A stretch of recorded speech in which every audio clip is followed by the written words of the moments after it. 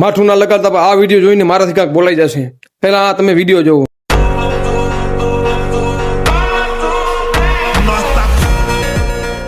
આ ઇફેક્ટને શું કહેવામાં આવે છે એ તો મને યાદ નથી, પણ ચાલો જાણીએ આ ઇફેક્ટને કેપકટમાં કેવી રીતના બનાવવી.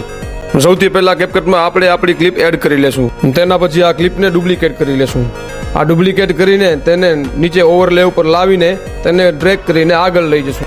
ત્યારબાદ આ ક્લિપને ફરીથી સિલેક્ટ કરીને નીચે સ્લાઇડ કરીને તેને રિમૂવ બેકગ્રાઉન્ડમાં ક્લિક કરીને તેનું બેકગ્રાઉન્ડ રિમૂવ કરી નાખશું.